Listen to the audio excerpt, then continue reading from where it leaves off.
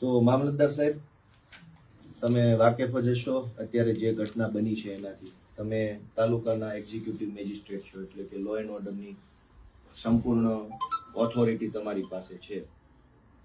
વિછિયામાં જે ઘટના બની એ ઘટનામાં પોલીસે જે કાર્યવાહી કરી છે એ તદ્દન ગેરકાયદેસરની, ગેરવ્યાજબી અને ગેરબંધારણીય છે.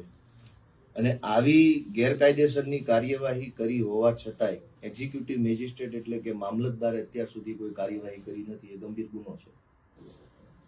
પોલીસે નિર્દોષ માણસો ઉપર 307 લગાવી, જાનથી મારી નાખવાની કોશિશનો ગુનો લગાવ્યો. જે તમે એફઆઈઆર વાંચી હશે તો ખબર હશે. પોલીસની એફઆઈઆર મેં વાંચી, એમાં પોલીસે એવું લખ્યું છે કે પીઆઈ ટીબી જાની છે એને જમણા હાથની આંગળીમાં અને કાંડામાં પથ્થર વાગ્યો. એફઆઈઆર પ્રમાણે. પીઆઈ વીવી ઓડેદરા છે એને જમણા પગના નળામાં પથ્થર વાગ્યો. પીએસઆઈ સરવૈયા છે એને ડાબા પગના પંજામાં પથ્થર વાગ્યો. પીએસઆઈ ગોહિલ છે એને ડાબા પગના નળામાં પથ્થર વાગ્યો. હેડ કોન્સ્ટેબલ પ્રકાશ નામનો વ્યક્તિ છે એને ડાબા હાથની આંગળીમાં પથ્થર વાગ્યો. મહિલા પોલીસ કોન્સ્ટેબલ સવિતાબેન છે એને ડાબી આંખ પાસે પથ્થર વાગ્યો. જીઆરડી મુકેશ છે એને પીઠમાં વાગ્યો. આ પોલીસના શબ્દો. આ તમામ લોકોને પગમાં અને હાથમાં પથ્થર વાગ્યો. તો તમે એક મામલતદાર તરીકે વિચારો કે હાથમાં પથ્થર વાગે માણસ મરી જાય.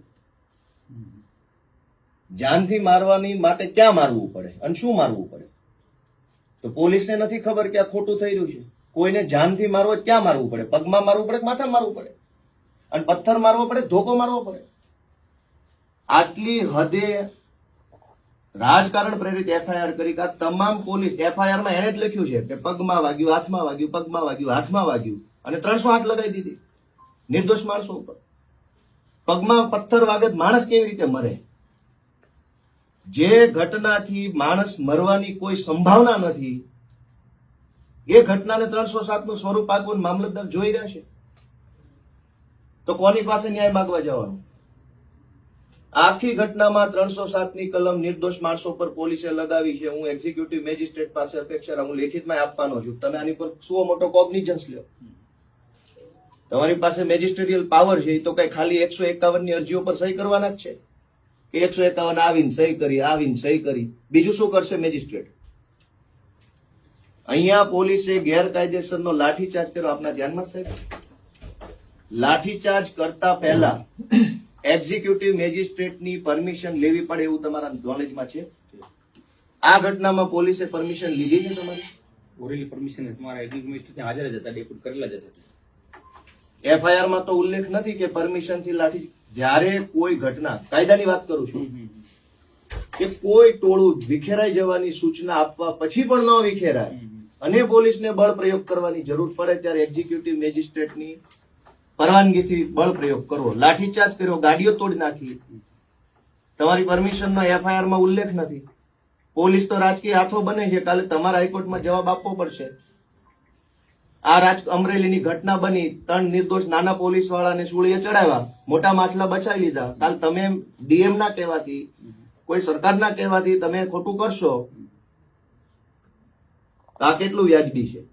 તમારી જવાબદારી સુઓ મોટો કોગ્નિઝન્સ લેવાની છે અને પોલીસે જે દમન કર્યું છે એની પર કાર્યવાહી કરવાની તમારી જવાબદારી છે. જે તમે કર્યું નથી. પોલીસે નિર્દોષ લોકોની ગાડીઓ તોડી નાખી. ગાડીઓએ કયો ગુનો કર્યો? સીસીટીવી દેખાય છે, આમ દંડા મારી મારીને તોડી નાખે છે. એ વ્યાજબી છે? તમે કયો મને, વ્યાજબી છે? વ્યાજબી છે? બરાબર છે, પણ હવે તો જે સમય સંજોગ, અરે સમય સંજોગ તો શું માથું, આજે મને ઉશ્કેરાટ આવી જાય, હું ટેબલ ઉપર હાથ પછાડીને કાચ તોડી નાખું તો વ્યાજબી છે? તમે એને વ્યાજબી માનશો તો હું તોડી નાખું કાચ. તો પોલીસે ગાડી શું કામ તોડી નાખી? સમય સંજોગ તો કાયદાનું પાલન પોલીસ નહીં કરે કોણ કરશે? અને હું સૌથી ગંભીર પ્રશ્ન તરફ તમારું ધ્યાન દોરું. તમારે આનું લેખિતમાં કાર્યવાહી કરવી પડશે. હું તમને હાઈકોર્ટમાં ઉભા રાખીશ. હું કહી દઉં છું, પોલીસ ભલે કોંચીભાઈ નો હાથો બને, તમારે જવાબ આપવા પડશે. 4 વાગે, મનુભાઈ કેટલા વાગે? 5 વાગ્યા આસપાસ. ગંભીર વાત છે સાહેબ. 5 વાગ્યા આસપાસ પોલીસની એફઆઈઆર પ્રમાણે 7 થી 8 હજાર લોકોનું ટોળું વિછિયામાં ભેગું થયું. એફઆઈઆર પ્રમાણે એટલે માની લઈએ કે 8,000 હતા. 8,000 માણસો કેટલી વારમાં ભેગા થઈ શકે? 1 મિનિટમાં, 10 મિનિટમાં, 1 કલાકમાં? આવડી મોટી પોલીસનું આઈબી તંત્ર શું કરતું હતું? એમને ખબર પડી આઈબી ને કે વિછિયામાં 8,000 લોકો આવવાના છે, નાકાબંધી કેમ ન કરી? પહેલો માણસ આવ્યો, 5મો આવ્યો, 50મો આવ્યો, 150મો વ્યક્તિ આવ્યો, ત્યારે તો પોલીસે એલર્ટ થઈ જવાનું હતું અને વિછિયા આવતા તમામ રસ્તાઓ નાકાબંધી કરી લેવાના હતા, જેથી કરીને બહારનો કોઈ માણસ આવી ન શકે. તો પોલીસે શું કામ ભેગા થવા દીધા? 8,000 માણસો ભેગા થવામાં 3 કલાક લાગે. કોઈ ગામડેથી આવે, કોઈ અહીંથી આવે, કોઈ બજારમાંથી આવે, કોઈ કારખાનેથી આવે. પોલીસે ઈરાદાપૂર્વક ભેગા થવા દીધા અને પોલીસે તે લો એન્ડ ઓર્ડરની વ્યવસ્થા બગડેવી કોશિશ કરી છે, છતાં મામલતદાર ચૂપ છે. છતાંય તમે પગલા નથી લીધા. પોલીસે 8,000 લોકો ભેગા કેવી રીતે થવા દીધા? નાકાબંધી કેમ ન કરી એડવાન્સમાં? ગામડે બીજી બહારની પોલીસ બોલાવીને રોકી લેવા જોઈતા હતા બધાને અને પ્રી એનાઉન્સમેન્ટ કરવાનું હતું કે ભાઈ કોઈ ભેગા થશો નહીં, કોઈ ભેગા થશો નહીં.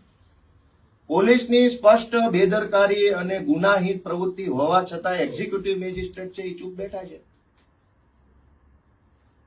બીજી વાત કે જે ઘનશ્યામભાઈ રાજપરાની હત્યા થઈ પછી પોલીસે મોટા અધિકારીઓ સુરેન્દ્રનગરથી કોઈ એસપી બધાએ ગેરકાનૂની બાહેધરી આપી કે અમે સરઘસ કાઢશું. આવી બાહેધરી કયા આધારે આપી પોલીસે? અને એ વાત લોકોમાં ફેલાઈ ગઈ, લોકોને ખબર પડી ગઈ પોલીસે ગેરકાયદેસર રીતે સરઘસ કાઢવાનું કીધું છે, એટલે તો લોકો આવ્યા ને. નહીં તો પોલીસના મનની વાત જનતાને કેવી રીતે ખબર પડી ગઈ? અચાનક 8,000 લોકો ક્યાંથી આવી ગયા? 8,000 લોકોને એડવાન્સમાં પોલીસના મનની વાત ખબર પડી ગઈ. પોલીસે કીધું બધાને કે અમે સરઘસ કાઢશું, એટલે તો લોકો ત્યાં આવ્યા હશે. તો પોલીસે આવી વાત શું કામ કરી? અને કોણ એને પ્રશ્ન પૂછશે? પોલીસને એક્ઝિક્યુટિવ મેજિસ્ટ્રેટ નહીં પૂછે ક્યાં જવાનું? અને બધા જો ભાજપના આખા બનીને બેઠા હશે તો કલ્યાણ થઈ ગયું ભારતનું. એટલે મારી સાહેબ સ્પષ્ટ શબ્દોમાં એક વકીલ તરીકે, કોઈ હું રાજકીય બિન રાજકીય વાત નહીં, હું વકીલ તરીકે કહેવા આવ્યો છું કે આ તમારી જવાબદારી છે. તમે મામલતદાર મેન્યુઅલ વાંચ્યો છે, હું એનું આખું પ્રકરણ વાંચીને અત્યારે તમારે અમે વાત કરું છું. તમારી પાસે જે પાવર છે એનો ઉપયોગ કરો. ખાલી 151માં સહીઓ કરવા પૂરતો નથી.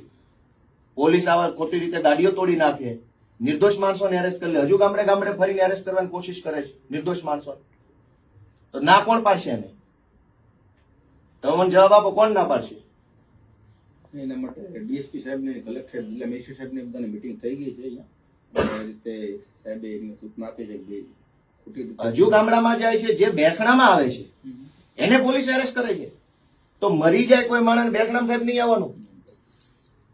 હિન્દુત્વની વાતો થાય, જ્યાં દીકરો મરી ગયો હિન્દુનો છે, આપણે હિન્દુ છીએ, હિન્દુ પરંપરા પ્રમાણે બેસણું થાય, બેસણામાં આવે ને પોલીસ પકડી લે. તો હિન્દુ છો કે પાકિસ્તાની છો? બેસણામાં આવેલા માણસોની ધરપકડો થઈ. હિન્દુ પરંપરામાં બેસણું એટલે આપણી સંસ્કૃતિ છે, આપણો રિવાજ છે. કેવી રીતે પોલીસ પકડી જાય? તમે એક શબ્દ નહીં બોલો, તમે આ પોલીસને એક શબ્દ નહીં કહો કે બેસણામાંથી કેવી રીતે પકડાય. ઓલા ભાઈ કોણ હતા? મને ઓલાના જમાઈ મુકેશભાઈ. હા, હું તમારી જમાઈ નામ નવનીત સોલંકી ખરખરો કરવા આવ્યા છે, એને પોલીસે જેલમાં પૂરી દીધા. અમદાવાદ જે માણસ રહે છે એને ખબર પડી કે આપણા હગાનું ખૂન થઈ ગયું, મૃત્યુ થઈ ગયું, ખરખરે આવ્યા, એને પોલીસે જેલમાં પૂરી. તમે સાહેબ હિન્દુ છો કે નહીં મને એમ કહો? આપણામાં ખરખરો હોય કે ન હોય? ખરખરામાં પોલીસ પકડી જાય, તમે વાજબી માનો છો? તો મામલતદાર તરીકે શું કાર્યવાહી કરશો? કયો, તમારી પાસે એક્ઝિક્યુટિવ મેજિસ્ટ્રેટના આખા તાલુકાનો ચાર્જ છે, શું કાર્યવાહી કરશો? કે તમે ખાલી કલેક્ટર કે એમ જ દોડશો? ડીએસપી કલેક્ટર તો મોટા હોદ્દાઓ છે, એ બચી જાય, નાના માછલા પકડાઈ જશે. આમાં ખરખરામાંથી માણસો ઉઠાવી જાય. ગાડીઓ પકડીને પૂરી દીધી પોલીસે. કેટલી ગાડીઓ પોલીસના કેમ્પસમાં મૂકી રાખી છે એમનામ, અને દમ દાટી મારીને ગાડીઓ છોડે છે. ત્યાં કારખાના છે વિછિયાની બજારમાં, લોકો હીરા ઘસે છે. એક તો વેપારી, શું નામ એનું ઓલા સીસીટીવી વાળા તસવીર, સનાળી ગામના એક આગેવાન છે, પટેલ છે, રીતેશ પટેલ અરણિયા. એની ઓફિસમાં બેઠા છે, સીસીટીવી ચાલુ છે. એને આ ઘટના સાથે કઈ લેવા દેવા નથી. એની જ્ઞાતિ પટેલ છે. આ ઘટનામાં મુખ્યત્વે આક્રોશ કોળી સમાજમાં હતો, તો સ્વાભાવિક એમ સમજી શકાય કે અન્ય સમાજનો વ્યક્તિ આક્રોશમાં ન હોય. એને પોલીસે પકડીને જેલમાં પૂરી દીધો, જે એની દુકાનમાં બેઠો છે ને. મામલતદાર શું કરશે? તમાશો જોશું સાહેબ આપણે. જેટલા સાહેબ રાતે આવ્યા ને આ બધાને મારવામાં કઈ ખામી નથી. કાલ જોયું માથા 3-4 માથા ફાટ નાખ્યા તો આ દવાખાને નથી લઈ ગયા. અહીંયા આ પોલીસ ખાતું દવાખાને કાલ મને ખબર પડી ને હું ગયો તો કોઈ દવાખાને નથી લઈ ગયા. અને 2-3 જણાના હાથે ફ્રેક્ચર છે.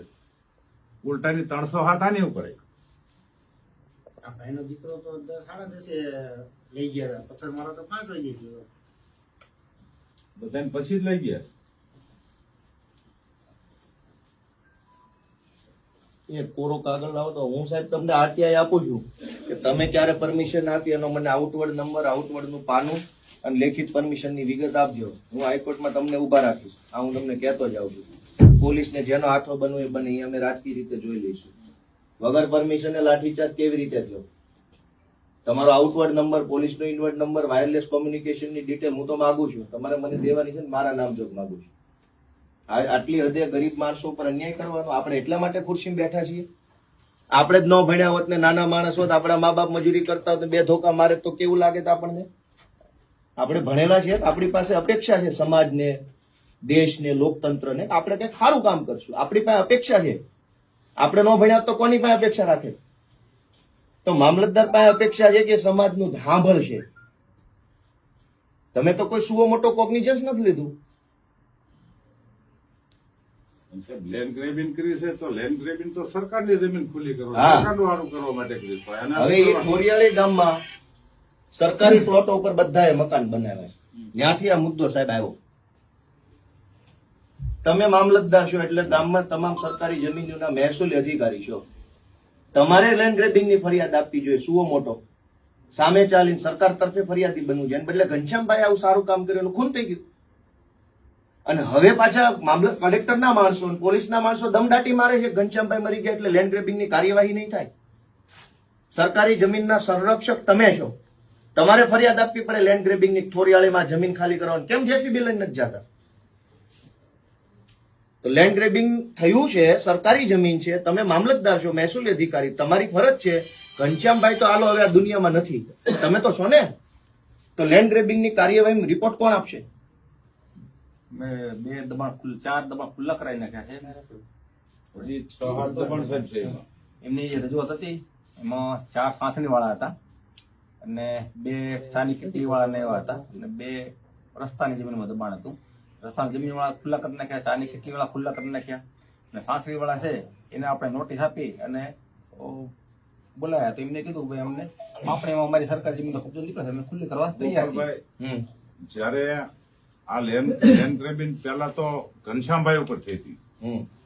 ઘનશ્યામભાઈ ઉપર લેન્ડ ગ્રેબિંગ થઈ એ અરસામાં તરત જ લગભગ હું માનું છું ત્યાં સુધીમાં 1 મહિનામાં તો કાર્ય પૂરું કરી દીધું હતું ઘનશ્યામભાઈ. અને આ 2022-23 લેન્ડ ગ્રેબિંગ હામી કરવામાં આવી તો ઘનશ્યામભાઈ નું મર્ડર.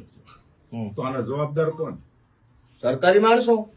જમીન સરકારી છે તો મામલતદારની જવાબદારી હતી. તમારે લેન્ડ ગ્રેબિંગની ફરિયાદી સુવો મોટો બનવાનું હતું સરકાર તરફે.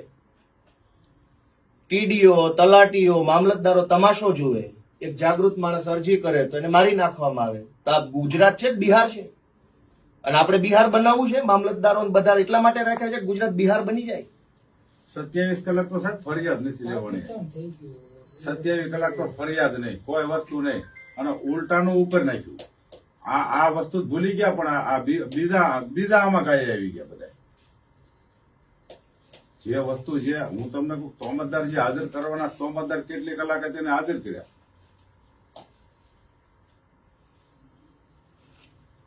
અહીંયા અંગ્રેજ શાસન આવે, સાચી વાત ઈ. તો અહીંયા જો દારૂ વેચાય,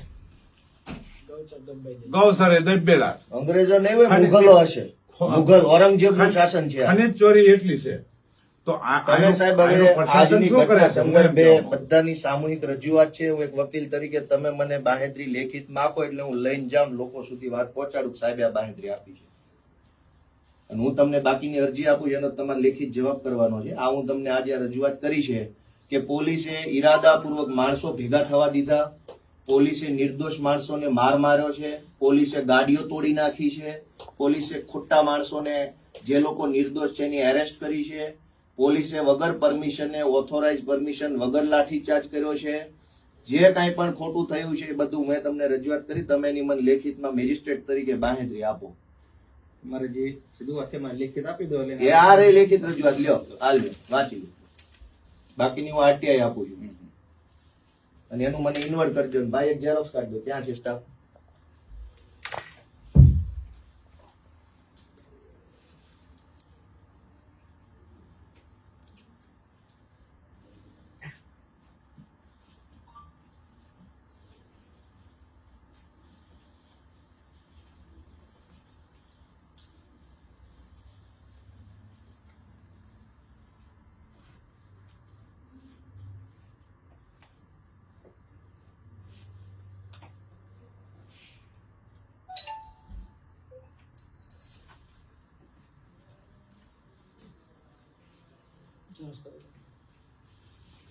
સારી કરજો હો ભાઈ, જેવી તેવી ન આવે.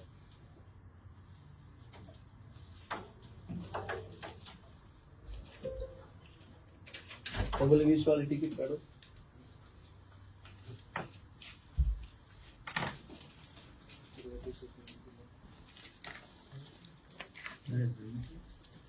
છે મારા ખિસ્સામાં. મેં તો 12 મામલતદાર ઓફિસમાં તો હોય ને.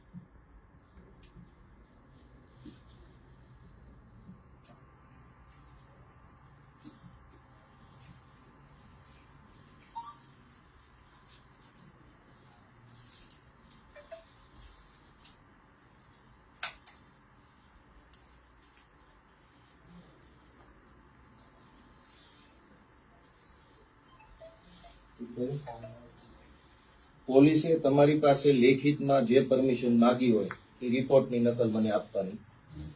એ પોલીસના રિપોર્ટના આધારે તમે જે પરમિશન આપો એની નકલ આપવાની અને તમારા જે તે દિવસના આઉટવર્ડ રજીસ્ટરના તમામ પાનાની કોપી મને આપવાની. જે કાયદા દ્વારા પ્રતિબંધિત નથી, એટલે ખોટા બાના કાગળ ઉપર લખતા નહીં. મને આ ત્રણેય નકલો તમારે સમય મર્યાદામાં ઓછામાં ઓછા 15 દિવસ ને વધુમાં વધુ 30 દિવસમાં આપવાની છે. મારા પ્રતિનિધિ એડવોકેટ રંગપરા સાહેબ છે, રૂબરૂમાં આવીને લઈ જશે. અમારા પ્રતિનિધિ છે, જે હું તમને કહેતો છે. સાહેબ, આની માહિતી તમે આજથી 5 દિવસ પછી સાહેબ પાસે આવીને લઈ જજો. કાયદામાં 30 દિવસ છે, મેક્સિમમ છે, વધારે ને વધારે. એનો મતલબ એવો નથી પૂરો સમય તમારે કાપી કાઢવો. એટલે તમે 5 દિવસ પછી સાહેબ પાસે આવીને 3 મુદ્દાની માહિતી સર્ટિફાઈડ નકલમાં લઈ જાજો. લો સાહેબ, આની ઇન્વર્ટ કે જે કઈ સાચું એ કરજો. પેલી નકલ આવી.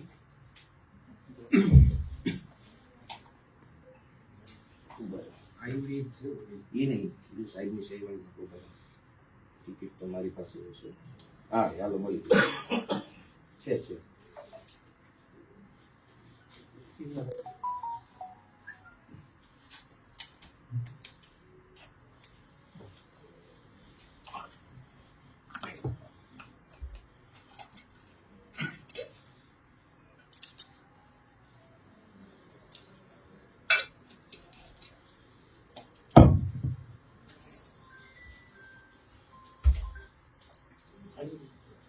આવી વકીલના ખિસ્સામાં આટલું જોયું.